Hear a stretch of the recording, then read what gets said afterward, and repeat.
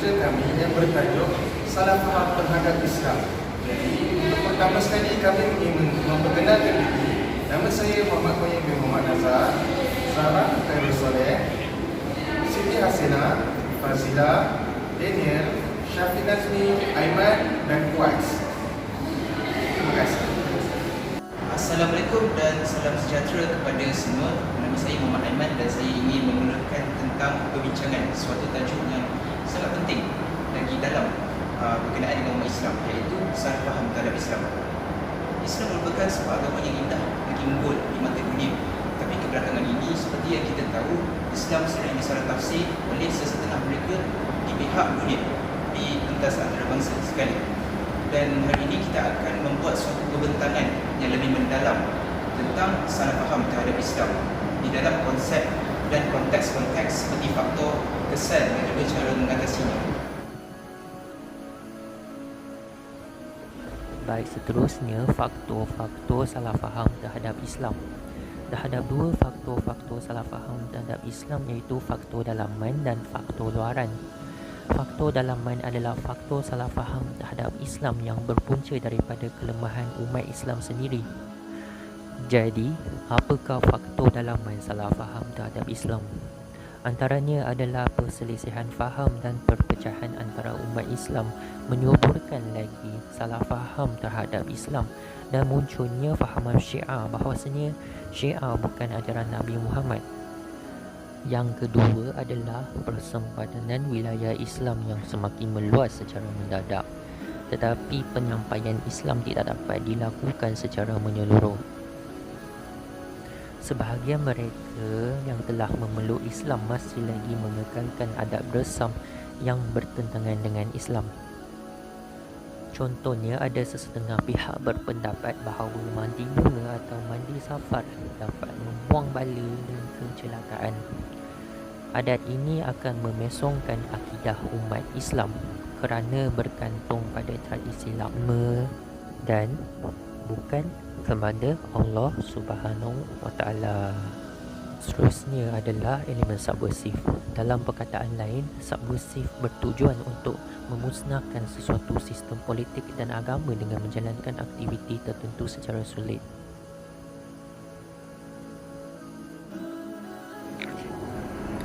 Faktor utama ialah serangan pemikiran oleh orientalis barat. Mereka terdiri daripada golongan intelektual dan bersarjana dalam pelbagai saluran, termasuklah mempertikaikan kesahihan Al-Quran dan keterjemahannya. Mereka juga memasukkan unsur-unsur barat dalam pemikiran umat Islam dan menyebabkan umat Islam berpegang kepada konsep agama Islam yang dikendaki oleh barat. Seterusnya, pengaruh kebudayaan asing, khususnya golongan remaja, kerana mereka cenderung untuk melakukan sesuatu yang baru. Jadi mereka yang terpengaruh dapat dilihat dari cara mereka berpakaian dan berhias diri, seperti mewarnakan rambut, memakai pakaian yang agak ketat dan juga memakai pakaian yang melanggar syariat Islam. Akhir sekali, penjajahan barat. Terdapat beberapa gerakan yang diwujudkan oleh umat Kristian dalam penyebaran agama Kristian masuk ke dalam Islam. Jadi kesannya amat besar kerana penipuan diri umat Islam akan berpengaruh dengan ajaran dibawa oleh mereka dan menyebabkan mereka menjadi murid. Pandangan tradisional, agama Islam dianggap satu agama yang diadaptasi daripada agama Kristian.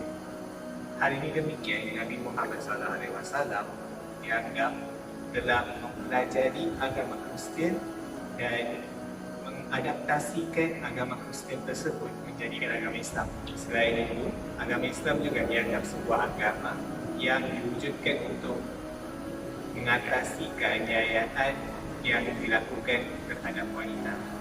Pada zaman dahulu, wanita dianggap sebagai sebuah bahan yang digunakan untuk seksual. Akhir sekali, agama Islam juga dianggap sebagai sebuah agama yang diwujudkan oleh Nabi Muhammad SAW untuk menutupkan kelakuan baginda sendiri. Hal ini demikian kerana Nabi Muhammad telah mengamalkan cara hidup poligami dan juga telah memasuki berbagai perang.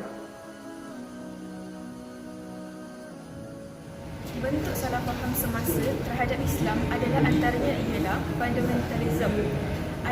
Ianya adalah digunakan dengan ajaran Islam untuk menggambarkan bahawa agama Islam satu agama yang taksub dan tidak sama dengan era moden semasa kerana tiada unsur pada fundamentalism. Seterusnya ialah ekstremisme. Ianya digunakan untuk menggambarkan bahawa wujudnya golongan ekstrim atau melampau golongan yang mengancam kesejahteraan hubungan antara manusia daripada pelbagai latar belakang agama. Seterusnya ialah sukarelanisme. Ianya bermaksud keduniaan atau kebendaan bukan agama atau kerohanian. Ianya merujuk kepada pemisahan antara urusan dunia dan urusan akhirat. Agama dengan pemerintahan dan ilmu agama dengan ilmu sains. Seterusnya ialah terorisme.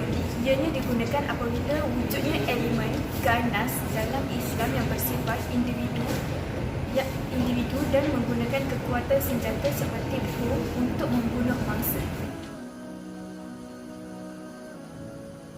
Antara kisah-kisah daripada kesalahpahaman terhadap agama Islam adalah peningkatan dalam gerakan anti-Islam, seterusnya peningkatan dalam kes bully terhadap pelajar Islam serta diskriminasi terhadap pekerja Islam. Dan berikutnya adalah membawa kepada peningkatan terhadap kejayaan terhadap kaum Islam dan akhir sekali adalah membawa kepada juga NGO yang memburukkan lagi imej agama Islam. Terdapat pelbagai cadangan terhadap untuk mengatasi salah faham terhadap Islam. Terdapat 5 jenis cadangan dalam konteks individu dan masyarakat dan negara. Pertama sekali, bagi konteks individu ialah meningkatkan jati diri. Seterusnya, mempunyai aura, karisma dan kewibawaan. Selain itu, melengkapkan diri dengan ilmu semasa. Di samping itu, menguasai semua kepakaran sains dan teknologi dan ICT bagi menyampaikan info-info yang betul terhadap Islam. Akhir sekali, menghayati isi kandungan Al-Quran dan hadis bagi memahami maksud sebenar Islam. Bagi konteks masyarakat dan negara pula, pertama sekali meningkatkan keupayaan ekonomi. Seterusnya, mewujud dan memupuk kemajuan sains, teknologi dan IT. Membentuk masyarakat dinamik dan proaktif. Di samping itu, meningkatkan kerjasama sesama negara Islam. Akhir sekali, menjalinkan hubungan antarabangsa dengan baik dan berkesan. Dari kesimpulannya, Islam adalah agama yang membawa rahmat dan kesejahteraan kepada umat manusia dan alam. Tidak ada bukti yang sahih ataupun mana-mana kata yang membuktikan bahawa Islam itu adalah agama yang membawa keganasan. Justru itu, umat manusia semuanya haruslah menunjukkan contoh dan model yang baik kepada umat yang lain supaya dapat menunjukkan Islam itu adalah secara praktikal.